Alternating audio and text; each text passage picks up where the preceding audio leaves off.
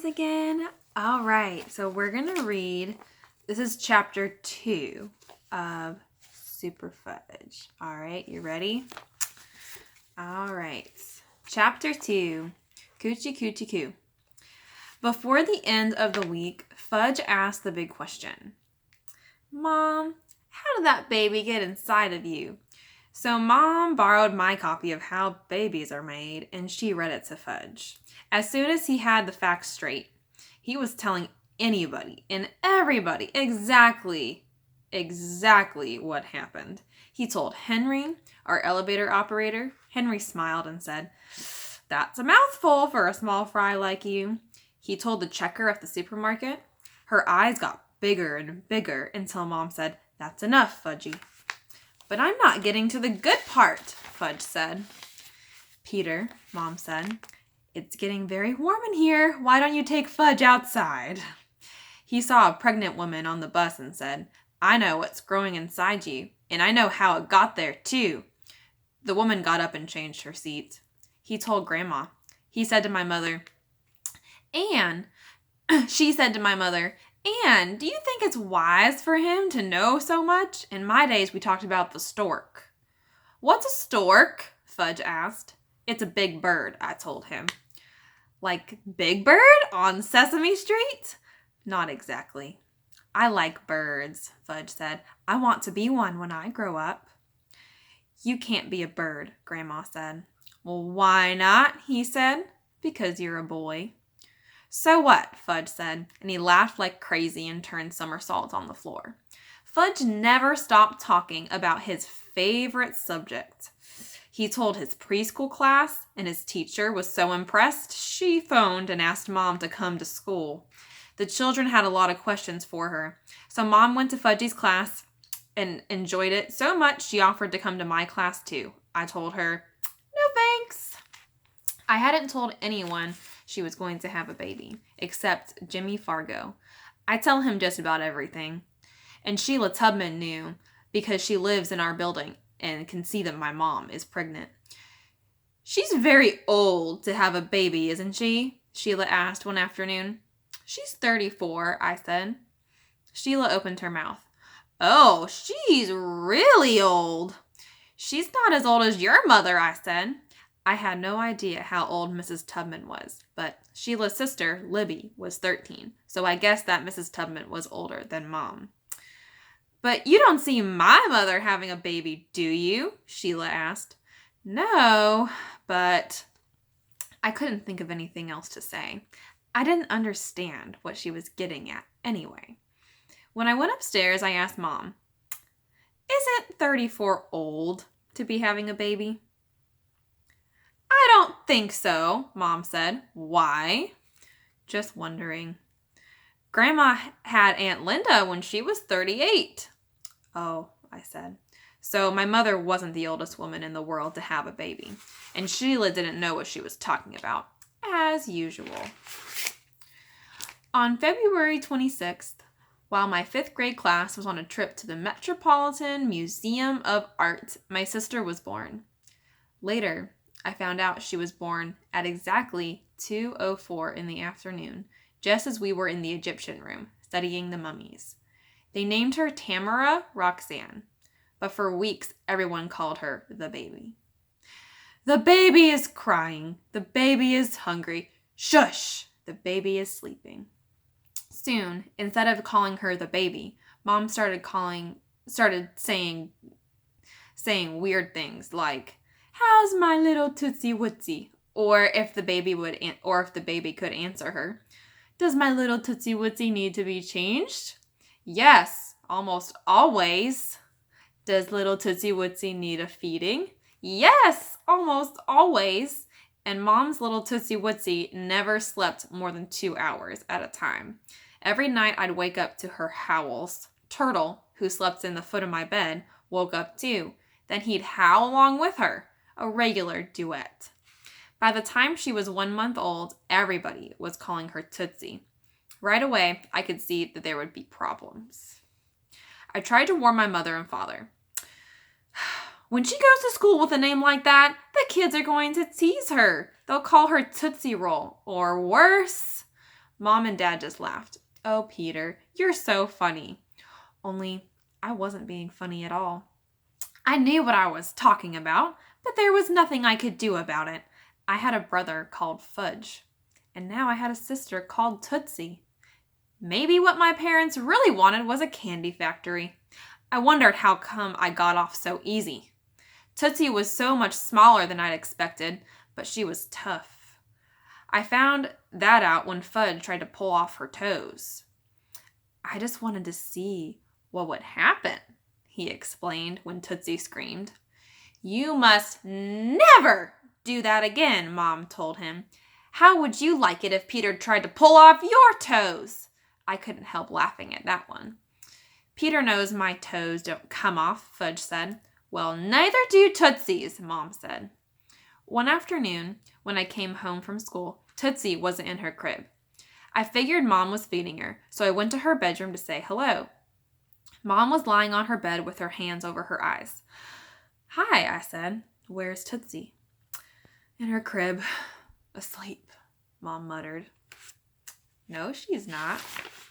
Of course she is. I just put her down a few minutes ago. I looked in her crib and I'm telling you, she's not there. Mom took her hands away from her face. What are you saying, Peter? Mom, Tootsie's not in her crib. That's all I'm saying. Mom jumped up. Then where is she? We both ran down the hall and into the area where we used to eat. Mom looked into her crib, but Tootsie wasn't there. Oh no! Mom cried. She's been kidnapped! Who'd want her? As soon as I said it, I was sorry. Call the police, Peter, Mom said. No, wait, call Dad first. No, call the police. Dial 911. Wait a minute, Mom, I said. Where's Fudge? Fudge? In his room, I guess. He was listening to tapes when I put Tootsie down for a nap. She looked thoughtful for a minute. You don't think... She raced down to Fudge's room. He was sitting on the floor playing with his Matchbox cars and listening to Puff the Magic Dragon. Where's Tootsie? Mom said. Tootsie? Fudge asked, sounding a lot like me when I'm trying to get out of answering a question. Yes, Tootsie, Mom said, louder. She's hiding, Fudge said. What are you talking about? We're playing a game, Fudge told her. Who's playing a game? Mom asked. Us, Fudge said. Me and Tootsie. Tootsie can't play. She's too young for games. I help her, Fudge said. I help her hide. Fudge, Mom said. I could tell that in another minute she'd really let him have it. Where is Tootsie? I can't tell. She'll be mad. Just as my mother was about to explode, I had an idea. Let's play hot and cold, I said to Fudge. You follow me, and when I get close to Tootsie, you say hot, and when I get far away from her, you say cold. Get it? I like games, Fudge said. Okay, ready? Ready. Let's go. I walked down the hall to the living room. Cold, cold, Fudge sang. I went into the kitchen. Cold. I walked into the front hall. Hot, hot, Fudge cried. I opened the guest closet. Very hot. Watch out, you'll get burned. He jumped up and down, clapping his hands. Tootsie was on the floor of the closet, fast asleep in her infant seat. Mom scooped her up in her arms. Oh, thank goodness. Tootsie is all right. Mom put her back in her crib, and then she really let it go. That was a very naughty thing to do, she shouted. I'm very angry at you, Fudge. But Tootsie likes to play. Have you hidden her before? Yes. You must never do that again. Do you understand? No. You can't carry her around that way. She's not heavy. But babies have to be carried in a special way. You mean like mother cats carry their kittens? Fudge asked. That's right, Mom told him. Fudge laughed. But you don't carry Tootsie in your mouth. No, I don't. But I do carry her very carefully to protect her. Do you love me, Mommy? Yes, very much. Then get rid of Tootsie, Fudge said. I'm sick of her. She's no fun. Someday she'll be fun, and you'll be able to play hide and seek with you. But you have to wait. She's not ready yet. I don't want to wait. I want you to get rid of her. Now.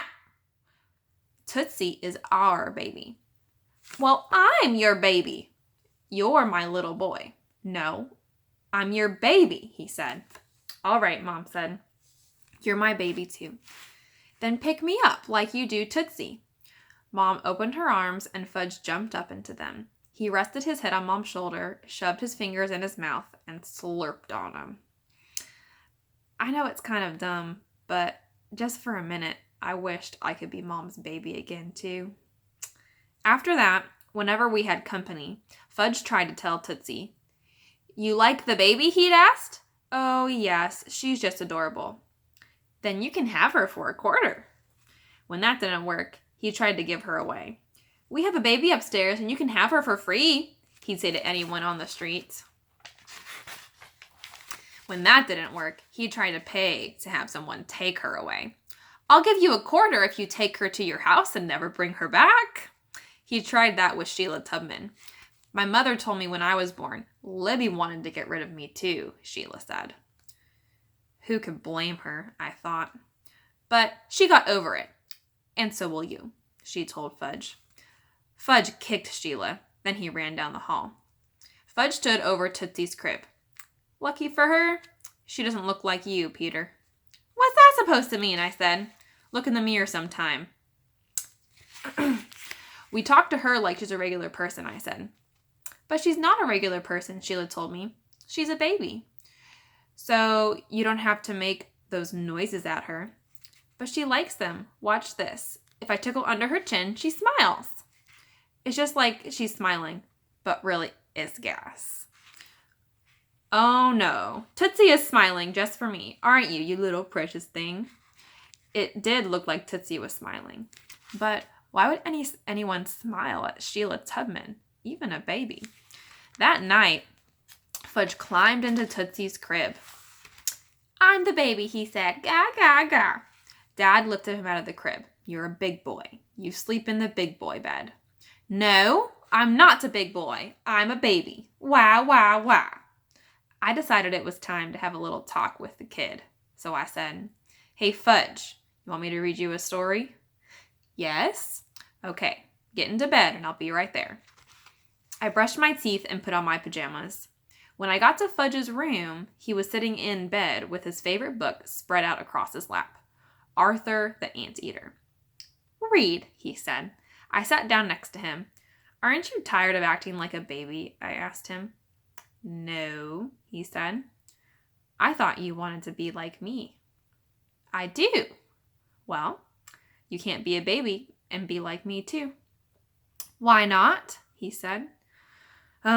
Because babies can't do anything. They just eat and sleep and cry. They aren't even interesting. Then why does everybody think Tootsie is so great? Because she's new. They'll get tired of her pretty soon. It's better to be older. Why? We get more privileges. What's privileges? It means we get to do things she can't do. Like what? Like staying up late and watching TV, all sorts of things. I don't get to stay up late. You do. That's because I'm the biggest brother. But you'll get to stay up later than Tootsie. When? When she's 4 and you're 8, then you'll get to stay up a lot later. And you'll go to school and you'll know how to read and write, and she won't. And read, Fudge said, sliding down under the covers. Why will you stop trying to be a baby? I asked. I'll think about it, he said. Well, that's better than nothing, I said. Fudge fell asleep before I'd finished the book. I pulled up his covers and turned out the light. Then I went into the bathroom and studied myself in the mirror. What was Sheila Tubman talking about? I looked the same as always. And why did she think Tootsie was lucky not to look like me? Unless it was my ears. Lately, they seemed too big. I tried holding them flat against my head. Not bad, I thought. Maybe I could tape them back every morning before school. But that would be a lot of trouble. If I grew my hair longer, I could hide them. Yes, that's what I do. Grow my hair until it covers my ears. I yawned. When I yawn, while I'm looking in the mirror, I can see my tonsils. I went to my room, got into bed, and fell asleep. Who cared what Sheila Tubman thought, anyway? All right, friends. That was the end of chapter 2. So if you want to talk about the story with your parents or with your brother or your sister or whoever you are with, feel free to do so. All right. I miss everybody. I'll see you guys tomorrow. Bye-bye.